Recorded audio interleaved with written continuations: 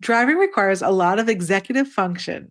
You have to manage tasks and process information simultaneously, controlling the vehicle, reading road signs, paying attention to others around you, traffic lights, understanding road and vehicle symbols that may pop up along your trip, and spatial awareness.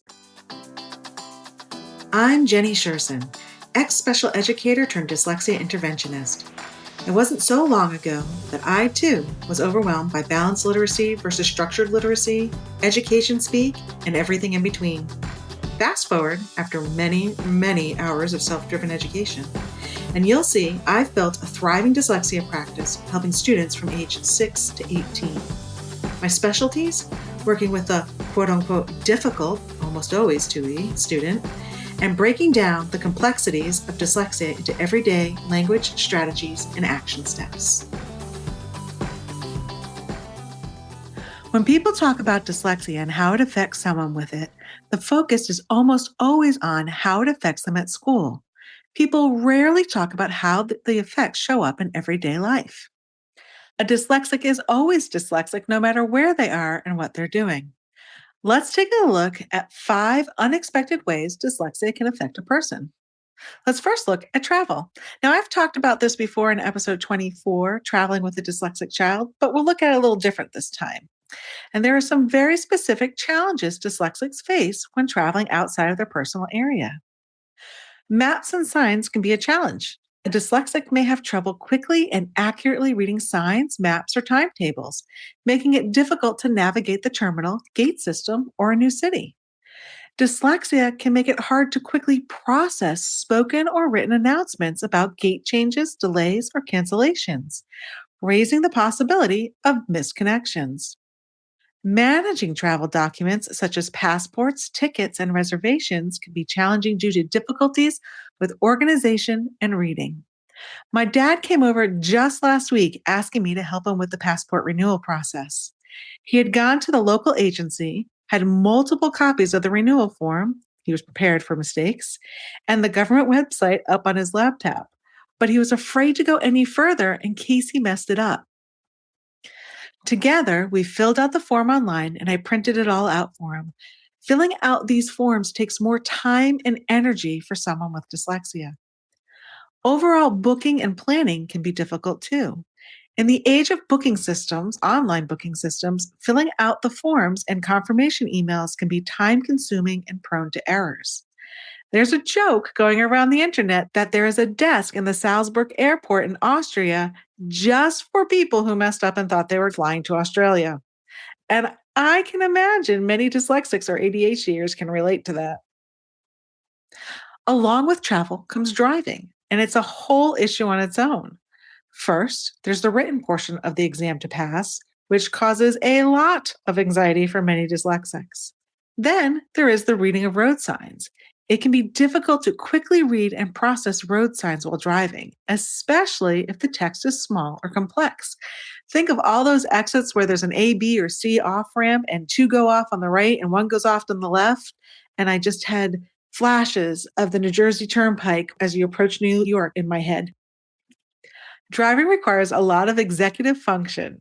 You have to manage tasks and process information simultaneously, controlling the vehicle, reading road signs, paying attention to others around you, traffic lights, understanding road and vehicle symbols that may pop up along your trip, and spatial awareness. Just how far is the distance between you and the other cars or that stopping point? Now, if you live on the water like I have my whole life, boating has hurdles of its own. My parents had me on a boat by the time I was 6 months old, and it's just a natural part of my family and life. I never considered that dyslexia might affect boating until I saw the movie True Spirit last year. It's based on a true story about a 16-year-old girl who did a solo sail around the world. The movie showed how her dyslexia, especially when she was stressed, could affect her chart reading skills, which in turn would affect her navigation decisions. I had one of those, well, duh, of course moments while I was watching this. So yes, chart interpretations can be difficult, especially when using some of the more complex nautical charts. To properly navigate, you also have to understand coordinates and how to plot those coordinates. Read those charts wrong or confuse the numbers in a coordinate can get you into trouble and fast. And on the water, there is a whole new symbol system you have to learn. Reds, greens, diamonds, circles, squares, and marker letters and numbers. Reading the markers wrong can quickly lead to you ending up in areas you do not want to be and or seriously ticking off all the other boaters around you. So cooking is another life skill that can be affected by dyslexia. Cooking often requires the need to read a recipe, which can be complex and involves many steps. It's easy to misread ingredient lists and use the wrong ingredients or the amounts needed. Sequencing of steps and the time management also comes into play. Keeping track of the steps and where you are in the steps can be challenging. Then add on top of that, you have to understand and manage the cooking times and temperatures. And don't be surprised if some of the food is over under flavored or cooked. Now, I admit my ADHD gets me here too. It's me in trouble all the time in the kitchen, and I do not find it to be an enjoyable experience. And finally, watching shows and movies these days can be incredibly difficult for a dyslexic. At some point, almost all of the shows or movies I watch now have subtitles in them. I actually complained about it recently, how I stopped watching some of the shows because I couldn't multitask while watching them anymore. They were forcing me to read the subtitles to keep up. Subtitles also usually move quickly, making it hard to keep up with the action and the nuances going on in the show. And if a subtitle is missed or misread, just like regular reading, it can lead to missing important plot points or dialogue. Subtitles require a person to simultaneously process information using visual and auditory systems. And tack in the foreign language being spoken doesn't match the patterns and sounds of the text in the subtitle. This can totally throw a dyslexic or just right over the edge. So there were 5 unexpected ways dyslexia can affect everyday life. Did any of them surprise you? Are there any others that come to mind that I didn't mention? I would love to hear about them. If you have any further questions about dyslexia, please feel free to sneak into my inbox. I'd also love your input. What would you like to hear from me in the future? Is there a topic I haven't covered yet you really want to learn more about? Or do you have a pressing need and you're not really sure how to handle it or move forward?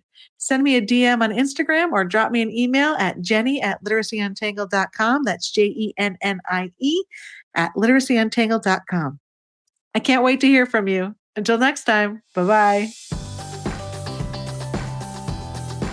I hope you enjoyed this episode of Literacy Untangled. If you loved this episode as much as I did, head on over and rate and subscribe so you never miss an episode. If you want to continue the conversation or share your takeaways, head on over to our Instagram @LiteracyUntangled and comment on your favorite part. I can't wait to hang out with you again soon. Bye.